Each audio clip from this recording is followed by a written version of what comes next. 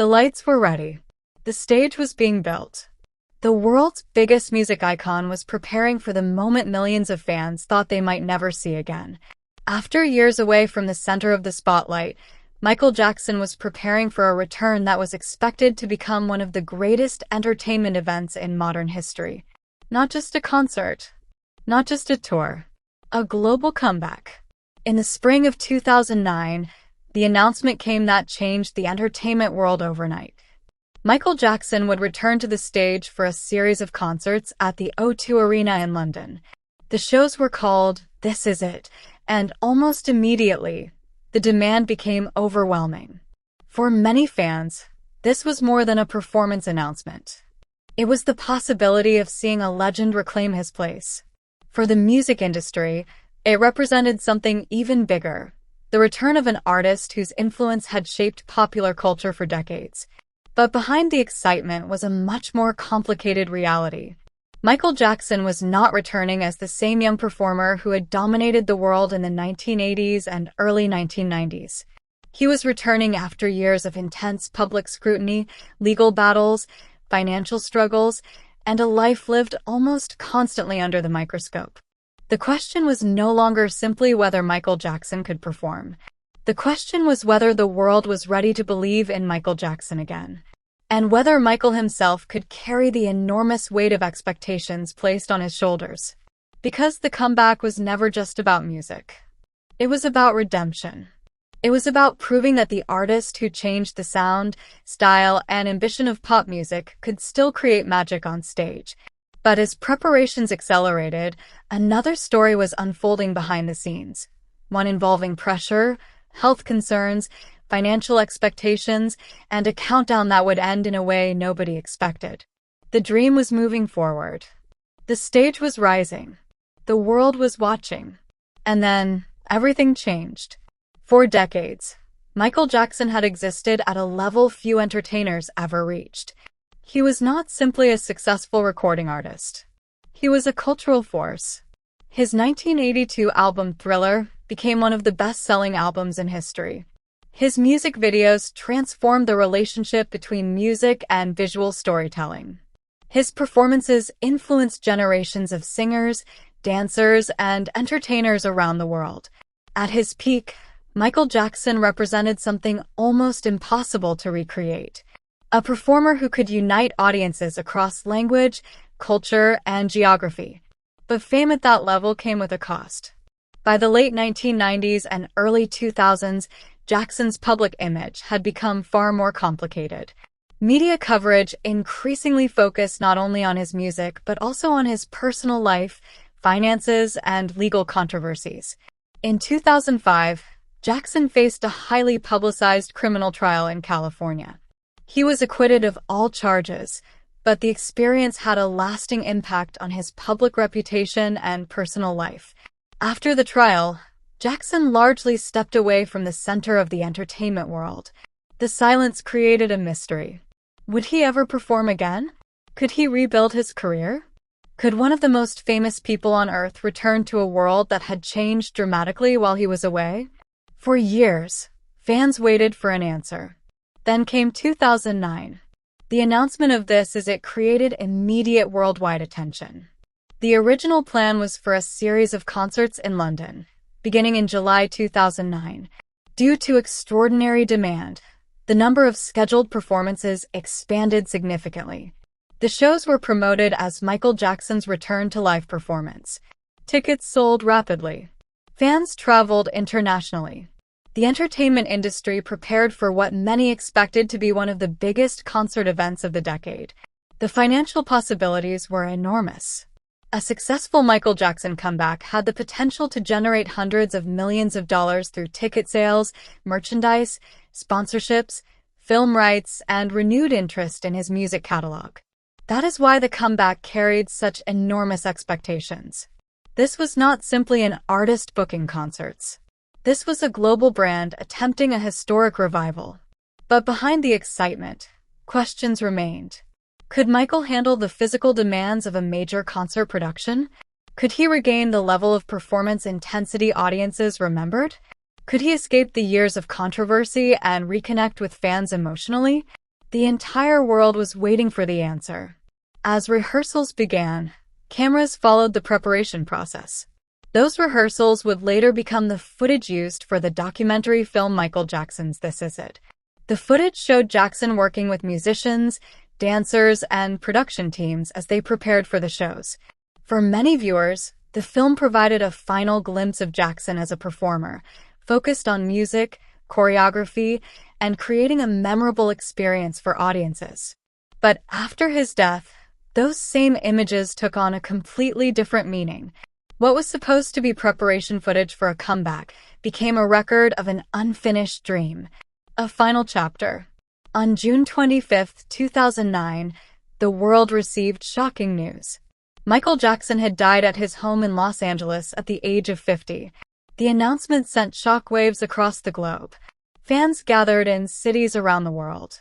Television networks interrupted programming. Social media platforms were flooded with reactions from people remembering the artist's influence. The comeback that had been building for months was suddenly gone.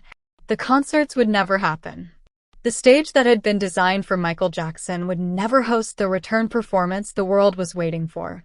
A project built around the idea of a new beginning became a symbol of an ending. And almost immediately, a new question emerged. What would happen to the enormous machine that had been created around the comeback? The tour plans, the production, the unreleased rehearsal footage, the business deals, the future of Michael Jackson's legacy. Because while the performer was gone, the demand for his work had not disappeared. In fact, interest in Michael Jackson's music and story reached extraordinary levels after his death. But the biggest question remained unanswered. Was This Is It the final chapter of Michael Jackson's career, or the beginning of an entirely new battle over the future of his legacy? That question would shape everything that came next. The world had expected Michael Jackson's greatest comeback. Instead, it witnessed one of the most unexpected endings in entertainment history. The stage was built. The rehearsals were underway. The countdown had begun. But on June 25, 2009, the dream stopped. And what happened next would transform Michael Jackson's unfinished comeback into something no one could have predicted. Because when the performer disappeared, the empire surrounding him did not. In fact, the demand for Michael Jackson became larger than ever. The same world that had spent years debating his personal life suddenly turned its attention back to the one thing that had always defined him: the music. Millions of people who had grown up with his songs returned to his catalog. A younger generation discovered an artist they had only heard about. Radio stations increased airplay. Albums climbed the charts again. Streaming numbers surged. The comeback had failed as a live performance. But something else was happening. Michael Jackson was returning in a completely different way. Not through a concert stage. Through his legacy. The immediate aftermath of Jackson's death created an unprecedented moment for the entertainment industry. The canceled This Is It concerts left behind a massive production operation involving hundreds of employees, musicians, dancers, designers, and technicians. Months of preparation had been invested into creating what was intended to be a historic return. Now the question became, what could be done with everything that remained? The answer came through the release of the documentary film Michael Jackson's This Is It. The film used rehearsal footage from Jackson's preparation for the concerts, giving audiences a rare look at the artist during his final months. For fans, it became more than a movie. It became the closest thing they would ever have to witnessing the comeback that never happened. The film became a major commercial success worldwide, turning an unfinished concert project into a global event. A dream that had collapsed was reshaped into a final performance. But behind the emotional reaction was a much bigger business reality. Michael Jackson's name had become one of the most valuable assets in entertainment. Before his death, Jackson's financial situation had often been discussed publicly. Despite being one of the most successful artists in history, his career had also involved enormous expenses, complex financial arrangements, and years of public speculation about his debts and assets. One of the most important parts of his financial story was his ownership interests in music publishing. Jackson understood the value of music rights in a way that few artists did. His business decisions eventually connected him to valuable catalogs, including his famous ownership stake in music publishing assets. Those holdings became a major part of his financial legacy. After his death, the management of his estate became a central focus. The estate had to deal with questions involving debt, contracts, business opportunities, and the future value of Jackson's name and creative work. What had once been viewed by some observers as a complicated financial situation began changing rapidly. The same catalog that represented artistic history also represented enormous economic power. The entertainment business is built on one fundamental reality: attention creates value. And after Michael Jackson's death, attention was everywhere. The world wanted to revisit his music. They wanted to understand his story. They wanted to experience the performances they never got to see. This created a rare situation where tragedy, nostalgia, and business opportunity collided. For the estate managing Jackson's legacy, the challenge was enormous. How do you preserve the memory of an artist while also managing one of the most commercially powerful names in entertainment? How do you make decisions that satisfy longtime fans while also introducing Jackson to future generations? And perhaps the most difficult question: how do you separate the artist from the controversies that followed him throughout his life? Because Michael Jackson's legacy was never simple. It contained extraordinary achievements. It contained cultural influence. It contained millions of devoted fans. But it also contained painful debates and unresolved public conversations that continued long after his death. The release of this created a powerful emotional contradiction. The footage showed a performer who appeared focused on creating a show. Fans saw evidence of preparation. They saw creativity. They saw the possibility of what might have been. But they also knew the ending. Every rehearsal moment carried a different meaning because audiences understood they were watching something that could never be completed. The documentary became a reminder of lost potential. A reminder that one of the most famous entertainers in history was preparing for a return that would never arrive. And that emotional connection became one of the strongest forces behind the continued interest in Jackson's work. People were not only buying music. They were buying a final piece of a story that had ended too soon. But as the years passed, Michael Jackson's legacy entered a new and more complicated phase. The question was no longer simply, how successful was Michael Jackson? The question became, how should the world remember Michael Jackson? Fans, critics, journalists, and industry experts continued debating the balance between his artistic achievements and the controversies surrounding his life. Some argued that his musical impact was undeniable and permanently changed popular culture. Others argued that discussions about his legacy could not ignore serious allegations and public controversies that followed him. The debate became part of a larger cultural conversation about fame, accountability, celebrity worship, and how society remembers influential figures. And because Michael Jackson's influence was so enormous, every discussion about him became bigger than one person. It became a discussion about entertainment itself.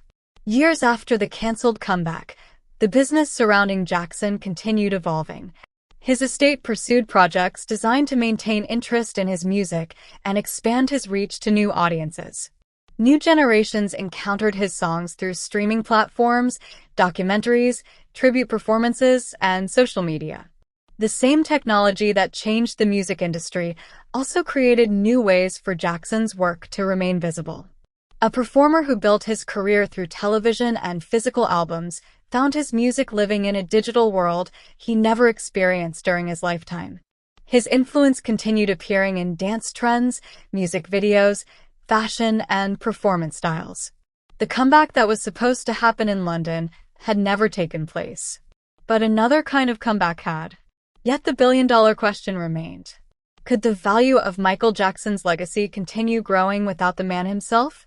Could an estate maintain the connection between fans and an artist who was no longer there to create new memories? And could the world continue celebrating the music while confronting the difficult parts of his story? Those questions became the foundation of the next chapter. Because Michael Jackson's final performance was never just about what happened on stage. It became a battle over memory, a battle over ownership, a battle over history, and a battle over what happens when the world loses an icon but refuses to let the story end. The lights of the This Is It stage never fully went dark. They simply changed. And the biggest question was still waiting. When the world remembers Michael Jackson decades from now, will it remember the impossible superstar who changed music forever? Or the complicated human being behind the legend? The greatest challenge for any legend is not reaching the top. It is surviving the moment when the world begins to question the legend itself. For Michael Jackson, the years after his death created a situation unlike anything the entertainment industry had ever witnessed. His music remained powerful. His influence remained undeniable. His name remained one of the most recognizable in the world. But his story became a battlefield. A battle between admiration and criticism. Between memories of unforgettable performances and difficult questions about his personal life. Between those who believed his artistic achievements should define his legacy and those who believed his controversies could never be separated from the conversation. And at the center of it all was a billion-dollar question. Could Michael Jackson's empire continue growing while the world continued debating the man behind the music? When Michael Jackson died in 2009, many expected his influence to fade over time.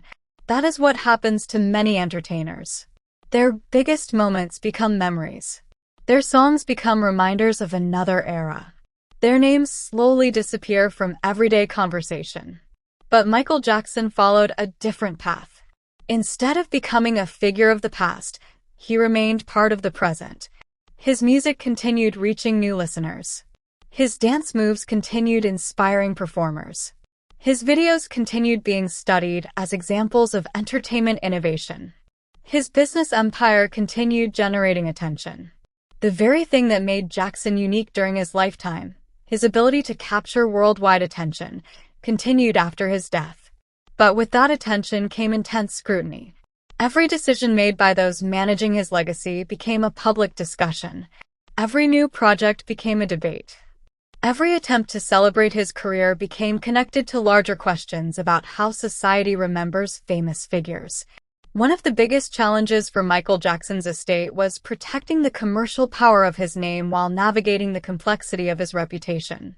Managing a legendary artist's legacy is not simply about releasing old music or selling merchandise. It requires answering difficult questions. Which projects represent the artist's vision? Which opportunities respect the audience? How should unfinished material be handled? How should a company balance financial success with public sensitivity? These questions became especially important because Michael Jackson was not an ordinary entertainer. His career represented billions of dollars in cultural influence. His songs were connected to personal memories for millions of people. For some fans, Michael Jackson's music was tied to childhood, family moments, and important memories. For others, his story represented a complicated conversation about celebrity power and accountability. The estate was not simply managing a catalog. It was managing a symbol.